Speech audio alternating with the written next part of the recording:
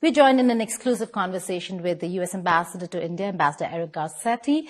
Biden administration is on its way out. Trump will be taking over soon. But before Trump takes over, if you could tell us what your experience has been in India and the achievements of Biden administration vis-a-vis India-U.S. relations. Well, thank you, Geeta, and thank you for your friendship over my time here as ambassador. It's been the most extraordinary run of my life. I've gone to 27 states. I've gone to 6 union territories. I've seen from, Ladakh to Kanyakumari, from the Rajasthan, desert all the way to the Nagaland jungles, just how extraordinary this country is.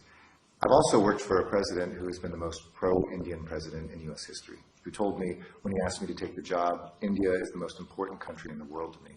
And he's worked with the most pro-American prime minister, I think, in India's history. And by the way, their predecessors were pretty strong too. So when I look at what we've done, it really has been from the seabed to the stars. Defense, strategic work, education work. We've broken records, record students, record visas, record workers here, a new consulate in Hyderabad, a new consulate site that we're opening up in Bengaluru.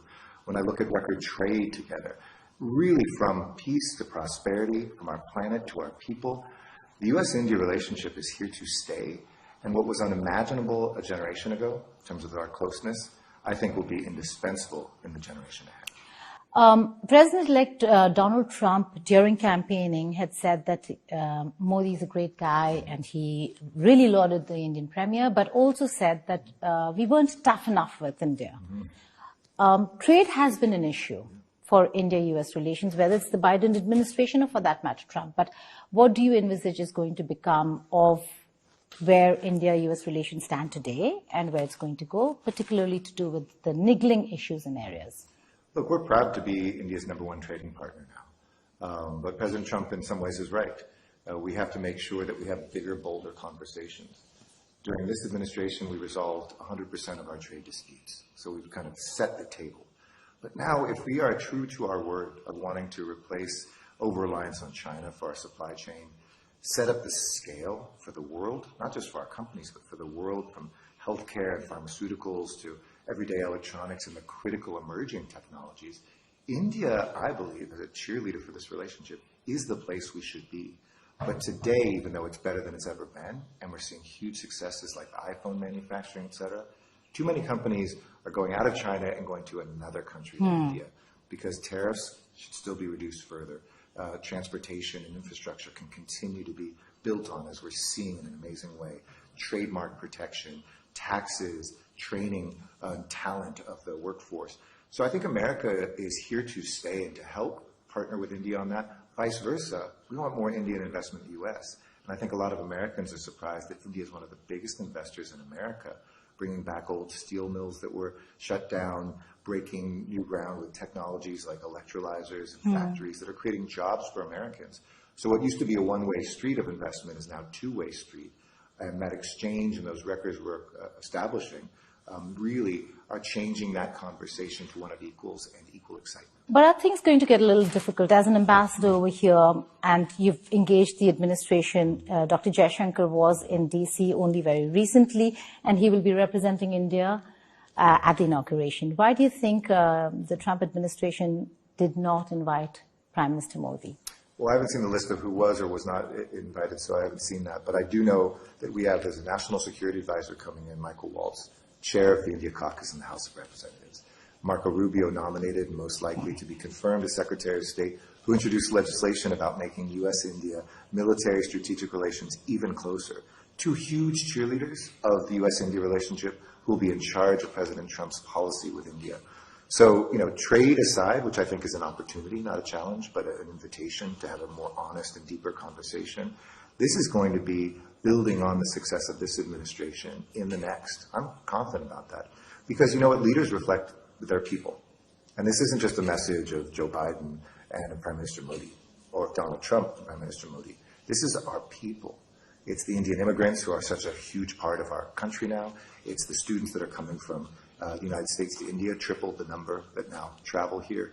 Those folks are saying, we believe in these countries. We believe in this relationship. And even in the most challenging moments, we've navigated that with a sort of resilience that, again, I don't think we ever would have pictured 20, 25 years ago. but that does lay a pathway for progress for the world. But did India show interest in leadership level participation at the inauguration? I have no idea.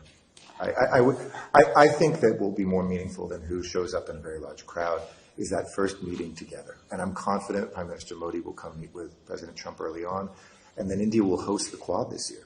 So I would expect to see President-elect Trump come here to India in the first year. Those two things on their own would be historic.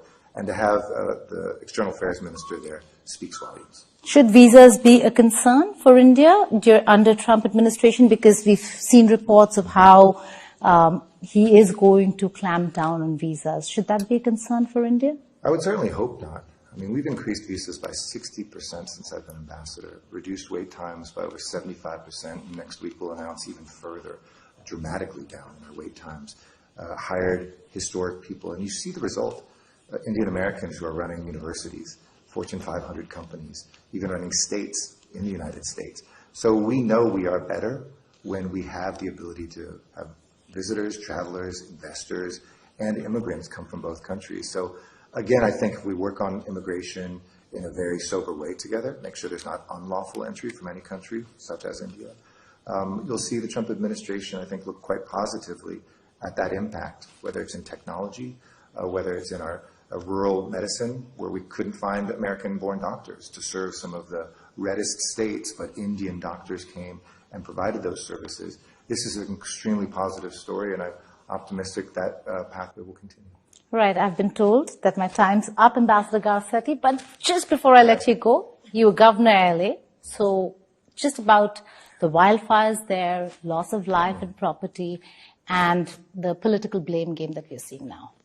Well, my heart breaks. My family, my parents are evacuated from my childhood home. Our eldest and our grandchildren are evacuated from another fire. Their houses are standing, but literally the fire came within blocks, and we're not out of the woods yet. This is not a time to politicize anything when people are suffering. This is a time for everybody to get their hands dirty and to help out. Not only the survival of this moment, but the rebuilding.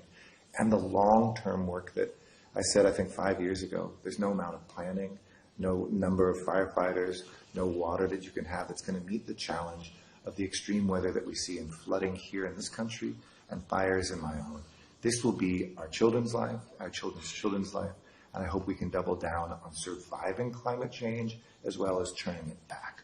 And to me, that will be the mission, certainly, for me moving forward of my life, as it has been in the past, and I can't wait to be partnering with India on that, who's been a great partner. On that note, thank you so much for joining us here on India Today Network. Thank you. It's been an honor.